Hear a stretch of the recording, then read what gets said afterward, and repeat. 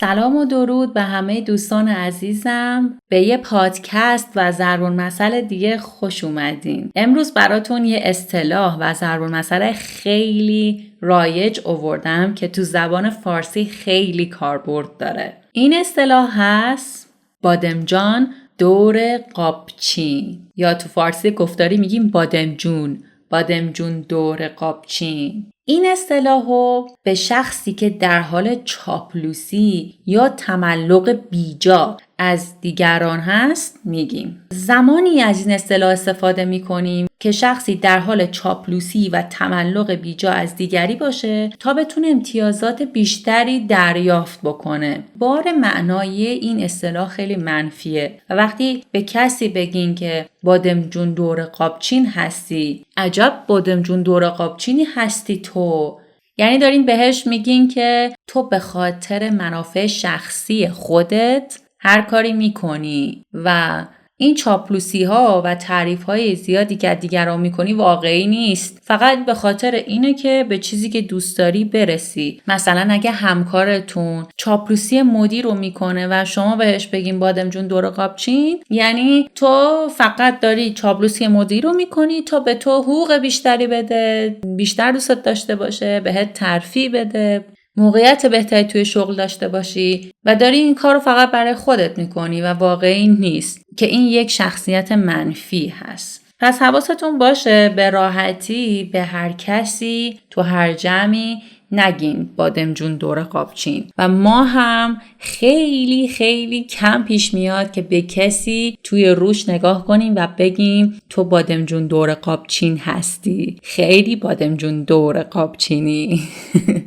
معمولا پشت سرش این حرف رو میزنن و اطرافیان میگن مثلا سارا رو دیدی؟ خیلی بادمجون دور قابچینه. یا مثلا علی بادمجون دور قابچینه.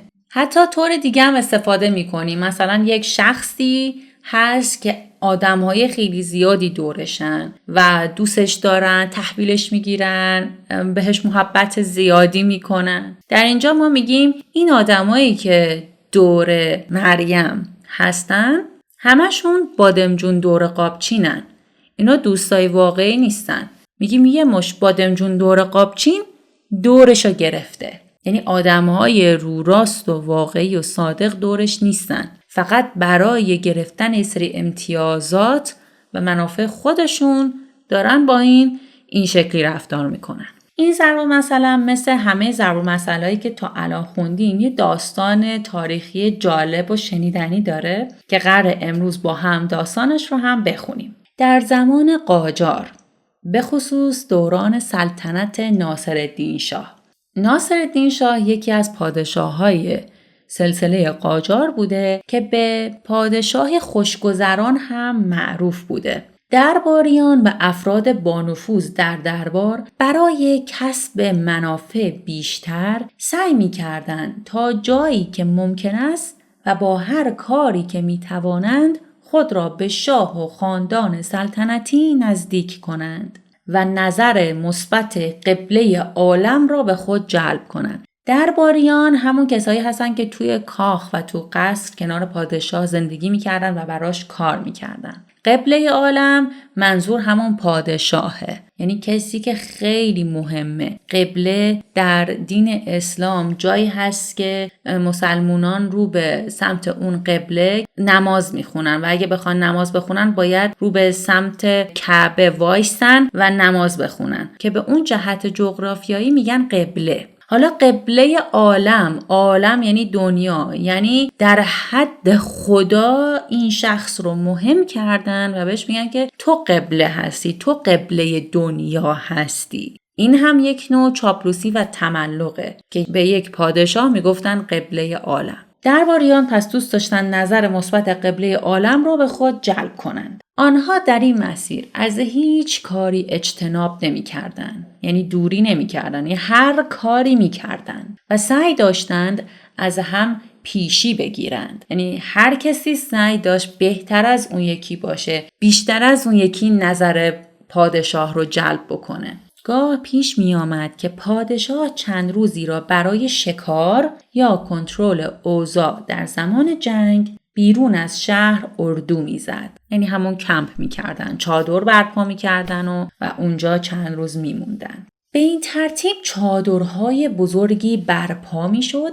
که یکی از مهمترین چادرها چادر مخصوص آشپزخانه بود که سرآشپزهای دربار در آن مشغول پخت و پز و تهیه غذای شاه و اطرافیان بودند. در این میان درباریانی که میخواستند توجه شاه را جلب کنند به چادر آشپزها میرفتند. آنها روی زمین مینشستند و بادمجان پوست میکندند و یا بادمجان‌های سرخ شده را دور تا دور قاب پلو یا بشقاب‌های خورش میچیدند. یعنی بشقاب و ظرف رو با اون بادمجان‌های سرخ شده در واقع تزیین میکردن. آنها مخصوصاً زمانی به این کار میپرداختند که مطمئن بودند شاه در حال پیاده روی در اردوگاه است. اردوگاه همون جایی که چادر زده بودن اون منطقه. مطمئن بودن که این داره تو اون منطقه الان پیاده روی میکنه و حتما از جلوی چادر آشپزخانه رد میشود و آنها را میبیند که در حال کمک آشپزها بودند. بنابراین اصطلاح بادمجان دور قابچین کم کم شکل گرفت و از میان آشپزخانه شاه و دربار به زبان مردم کوچه و بازار رسید. از آن به بعد مردم درباره هر کسی که مشغول چاپلوسی و تملق بود اصطلاح بادمجان دور قابچین را به کار می بردن. می گفتن که فلانی بادمجان دور قابچین است. خب دوستان، اینم از داستان تاریخی اصطلاح بادمجان دور قابچین. امیدوارم که لذت برده باشین. خیلی دوست دارم بدونم که تو زبان مادری شما به این افرادی که خیلی چاپلوسی میکنن تا بتونن امتیازات بیشتری بگیرن چی میگین؟ شما هم اصطلاحی مثل بادمجان دور قابچین تو زبانتون دارید؟ حتما با من به اشتراک بذارید. و در آخرم اگر میخواین کانال Learn Persian with Asal رو حمایت کنین، حتما اون رو سابسکرایب کنین. برای حمایت بیشتر هم میتونین به پیتریون من سر بزنین و هیچ اجباری نیست، ولی این حمایت ها و کمک های شما به تداوم این کانال خیلی کمک میکنه و من واقعا قدردان و سپاسگزارتون هستم. برای اطلاعات بیشتر در مورد کلاس‌های آنلاین فارسی هم که میتونید به persian.by.asal@gmail.com ایمیل بزنید. اگه دوست دارین ضرب المثل فارسی دیگه‌ای بدونید یا دوست دارین داستان کوتاه فارسی بخونید، میتونید یکی از این دوتا ویدیوها رو انتخاب کنید. بوس به کله هاتون. اسم من عسل. مرسی که به پادکستم گوش دادین. دوستتون دارم. خداحافظ.